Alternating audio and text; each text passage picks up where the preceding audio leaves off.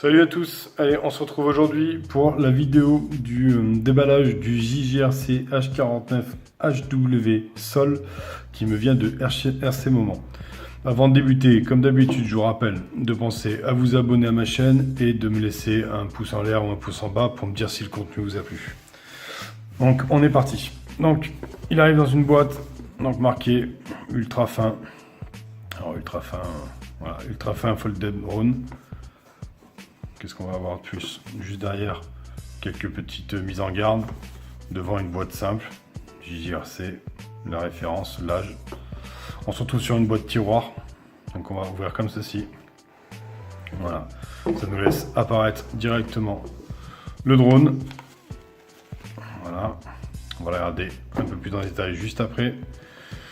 Dans sa mousse prédécoupée. Quand on enlève la mousse, on a une première... Alors, pas très facile à enlever. Une première séparation. Ah, je suis arrivé. Voilà. Qui va nous laisser découvrir la radio. Comme ceci. On va la regarder juste après. Et derrière, nous avons encore une troisième séparation. Et dedans, on retrouve le chargeur micro USB avec sa prise ronde.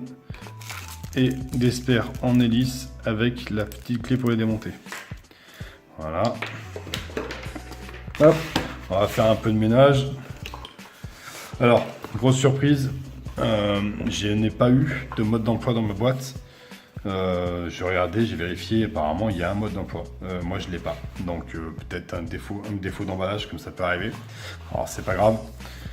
On va faire avec. On va regarder la radio. Radio qui fonctionne avec deux piles AAA, les toutes petites. Voilà. Hop, le clapet. On va regarder les boutons. Donc, on va commencer sur celui-là. Ici, nous avons les flips. Sur celui du haut, là, nous avons la vitesse. Celui d'en dessous, nous avons la calibration du gyro. Sur celui-ci, alors les quatre ici vont être des trims. Nous avons trim d'avance, trim de recul, trim de gauche, trim de droite. Sur celui-ci, appui court, démarrage des moteurs, appui long, arrêt d'urgence des moteurs. Ici, on va avoir le headless mode et ici le return to home, entre guillemets, le drone revient sur lui-même. Et pour démarrer les moteurs, on va pouvoir aussi mettre les sticks en bas dans les extérieurs et les moteurs vont démarrer. Voilà, toute petite télécommande qui tient en main. Alors les sticks, ils sont un peu bizarres à prendre en main, mais assez marrant. Vous verrez, enfin si vous l'achetez, vous verrez.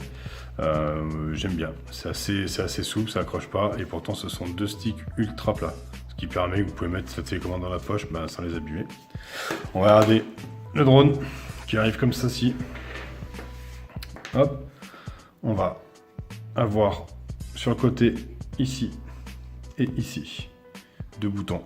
En appuyant dessus, tac, ça fait sortir les quatre moteurs. Sur le côté, alors ici, je ne sais pas si vous allez voir, ici le trou qui est là, il sert à venir brancher le chargeur.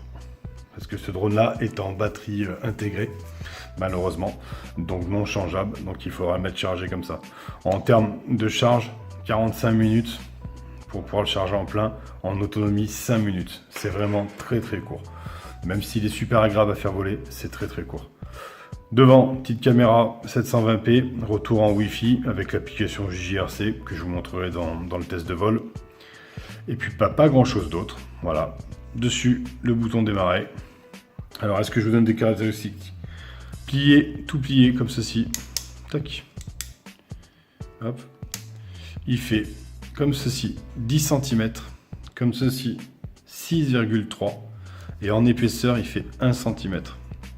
Quand on va le déplier, donc je vous remonte comme ceci. Des fois, il faut appuyer un peu fort parce qu'il y a un moteur qui reste coincé. Nous avons 12 cm et demi comme ça. Nous avons 7 cm et demi comme ça, pardon, et 2,8 cm comme ceci. Voilà, et en diagonale, on est sur une diagonale de 10,5 cm. La portée, on a environ 30 mètres, ce qui n'est pas énorme, mais ce qui est suffisant. Alors, je l'ai fait voler en intérieur. Il est assez vif, faut quand même une pièce suffisamment grande. Le test de vol, je le ferai certainement en extérieur s'il n'y a pas trop de vent, ou à moins que je puisse vous faire un test de vol en intérieur si j'ai suffisamment de place, mais ça je suis pas sûr. Mais ça, on regardera au moment voulu. Donc, allez, on va démarrer le drone. Donc on allume la radio, le petit bouton, ici on le tient appuyé, tac, la radio clignote, on allume le drone clignote. Déverrouiller le drone. Ah, excusez-moi pour la mise au point. Oh, bah. Le drone est déverrouillé. Calibration du gyro. Voilà. Ici. Appui long, pardon, arrêt des moteurs. Donc appui court, démarrage des moteurs. Alors il décolle hein, normalement si vous lâchez. Moi je vais pas le faire décoller, on est à l'intérieur. J'ai pas suffisamment d'espace entre moi et le mur. Donc on démarre les moteurs comme ça.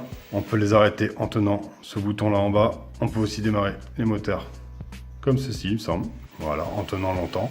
Arrêt, pareil. Voilà. Hop, on remet le boîtier. Voilà ce petit drone. Bien sympathique, très agile. En termes de pilotage, il fait penser un petit peu au H36 avec sa facilité de prise en main. Maintien d'altitude, j'ai oublié de vous le dire. Par contre, il est très très vif. Il s'incline vraiment bien.